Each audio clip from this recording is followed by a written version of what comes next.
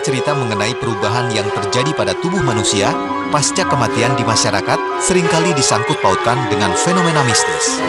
Di antaranya adalah rambut dan kuku yang bertambah panjang meskipun seseorang sudah dikubur, mayat yang mengeluarkan suara, hingga fenomena melahirkan setelah meninggal.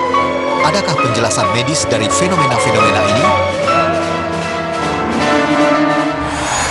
Ya, masih di Dokter As Indonesia. Kali ini kita akan membahas lanjutan dari segmen 1 tadi yang membahas tentang apa yang terjadi di dalam tubuh kita setelah mengalami kematian. Nah, banyak sekali nih mitos-mitos yang beredar di masyarakat. Ada salah satunya yang mengatakan bahwa ketika sudah dikubur, tetap saja yang namanya rambut dan kuku masih bisa bertumbuh tambah panjang. Atau ada juga bahkan yang mengatakan pernah ada yang melahirkan di bawah alam kubur. Pernah dengar nggak? Penonton di studio pernah dengar nggak? Pernah ya? Aku malah pernah mendengar gitu bahwa setelah kematian itu mereka bisa menikah gitu. Karena waktu itu memang sempat menjadi salah satu bintang tamunya juga gitu loh untuk membahas masalah itu. Dan itu terjadi pernikahan memang di alam kematian gitu. Wow. Juara ya? Oh, juara banget ya. Coba kita langsung tanya deh. Dokter Aji, gimana dok? Mitos atau fakta semua itu? Iya. Secara normal, kita masih hidup nih. Kita masih hidup itu rambut itu dia akan tumbuh sekitar 0,4 mili per hari. Kemudian kalau kuku dia sekitar 0,1 mili per hari. Nah, ketika dia sudah meninggal, itu kan dia terjadi kematian jaringan, kematian organ, kemudian kematian tingkat seluler, jadi kematian tingkat sel. Nah, kalau sudah tingkat sel berarti dia sudah tidak tumbuh lagi. Kalau misalnya baik itu kuku maupun rambut gitu ya, dia sudah tidak tumbuh lagi secara medis ya. Iya, secara Ini medis. penjelasan secara medis.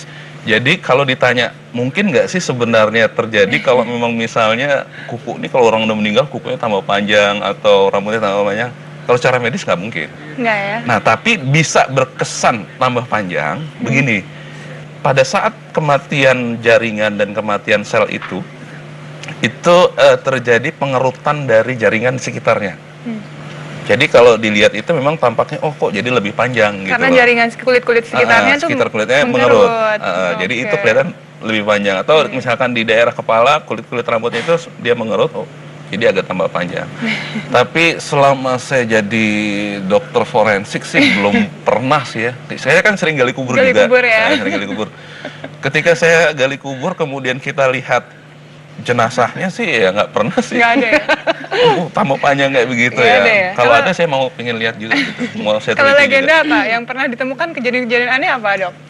Pernah saya lihat gini, jadi malam-malam, jadi waktu itu kita gali kubur karena letaknya jauh dan di suatu pulau, dari pagi kita berangkat, tiba sampai di pulaunya itu sore hari, dan masyarakat di sana menginginkan penggalian kuburnya itu pada saat itu juga, jadi karena dia harus menguburkan lagi. Nah itu kemudian ya kita gali malam-malam itu juga, jadi menggali kubur pada saat malam-malam hari, kita dibantu dengan lampu ya ala kadarnya kayak gitu. Ya apa yang terjadi ya sebenarnya sih ada suara, saya sih mendengar ada suara-suara begitu ya. Tapi menurut saya sih suara-suara biasa-biasa aja gitu loh. Kalau yang lain-lain nggak ada sih. Kalau ada jenazah kita otopsi terus bangun lagi itu juga nggak ada sih.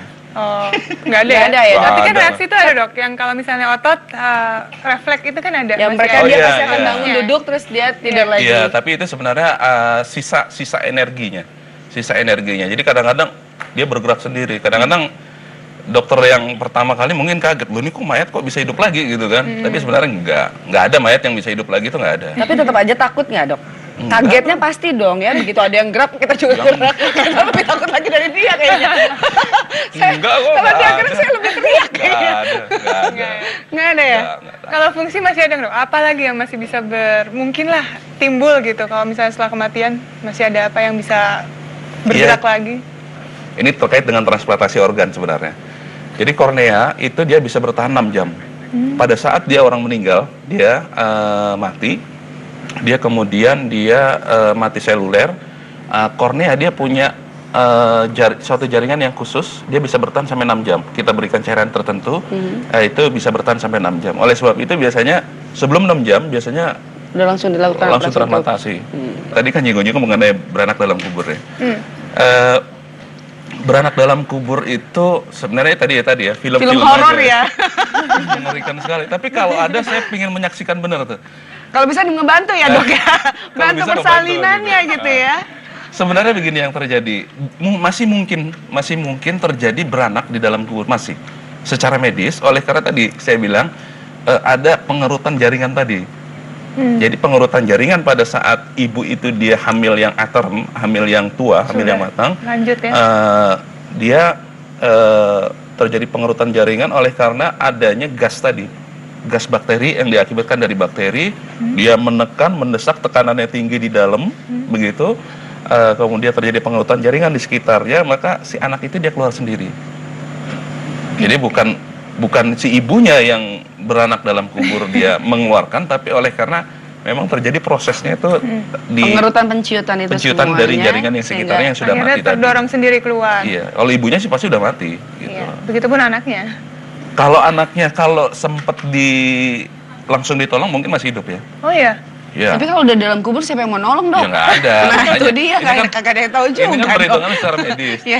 Kalau memang masih memungkinkan itu masih bisa ditolong. Tapi Tapi ya kalau nggak sudah mungkin lewat lah. berjam-jam sudah nggak mungkin Udah dong. nggak mungkin. Mungkin lah. kalau dokter kandungan di sebelah dia ngetok dok sama lahiran gitu, mungkin dengar bisa bantu. Mungkin bisa jadi kali. Mitos lagi dok, itu mitos itu nggak ada Tapi dok. belum pernah, Oh, saya nggak belum ada. pernah dapat kasus Itulah kayak gitu. orang Indonesia ya, penuh dengan legenda rasanya. Nggak ada kok kayak gitu. Nggak ya? Oke, terima kasih banyak Dokter Aji. Iya, makasih, Tepuk sama-sama. tangan semuanya. Oke, kita akan kembali sesaat lagi.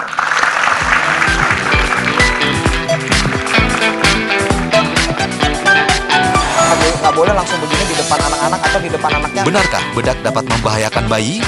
Sesaat lagi di Dr. Oz Indonesia. Pemakaiannya harus ada cara khusus. Nomor 1, tidak diberikan di daerah wajah dan tidak